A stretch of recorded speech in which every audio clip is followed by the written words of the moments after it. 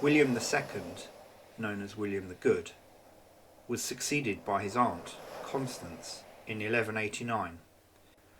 Because William II did not produce a male heir, Constance, the Princess of Sicily, became the last of the Hauteville dynasty.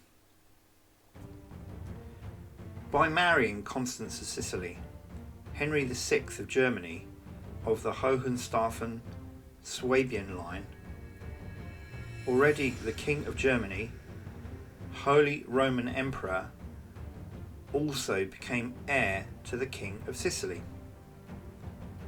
William III of Sicily was horrifically deposed in 1194, and Henry VI, son of Frederick Barbarossa, finally became King of Sicily. To learn more about La Bella Sicilia, consider subscribing.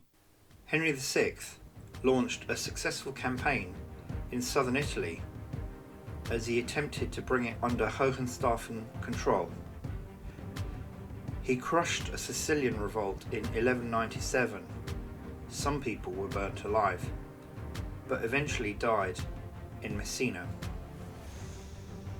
His young son Frederick succeeded him in Sicily, but at the same time, unrest broke out across Henry's empire in Europe. Frederick II was both a Hohenstaufen and also grandson of Roger I, a Norman. Frederick II came of age and was crowned in 1198. Interestingly, Pope Innocent III became Frederick's guardian and supported his claim to Sicily. This is interesting because Sicily had a strategic value at the time. In this period, the path to the Crusades passed through Sicily. Frederick's reign battled against two main adversaries. On the one side, the Pope, and on the other, the Italian mainland, and he had mixed results. He regained Syracuse from Genoa in 1221. He also struggled to quell unrest in Catania in 1232. And down the line, he built Castello Ursino to assert his control. Frederick fortified his summer residence at Castro Giovanni, now known as Enna, and it was here he convened the Sicilian Parliament. You can still find the Torre di Federico II. He put down the feudal barons in Sicily.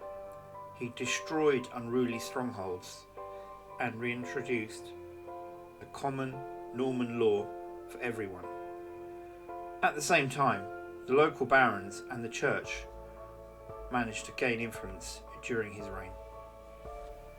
Frederick II was keen for Sicily to refocus on agriculture, exporting grain, silk and sugar. He also ensured industry and commerce resumed. The Palermo court under his reign was the heart of the Hohenstaufen Empire. The famous Sicilian School was a group of poets who worked in Italian and thrived at the court of Frederick II. In this period there were uprisings from Christians and Muslims across Sicily, and the countryside was often populated by bandits. He protected Muslims but refused multiculturalism. Between 1220 and 1239, he deported Muslims from Sicily to the Italian mainland around Lucera. There were a number of reasons for this, but it was not really based on religion, more due to the amount of unrest they were causing. This exodus of Muslims from Sicily caused a decline in the amount of sugar and silk trading from Sicily. Frederick II was repeatedly excommunicated by Pope Gregory IX and Pope Innocent IV. They accused him of being a heretic. He accused them of trying to influence the government of Sicily. No doubt the fact that Frederick II forced the church to pay some tax didn't help matters. Frederick was known as Stupor Mundi, the marvel of the world.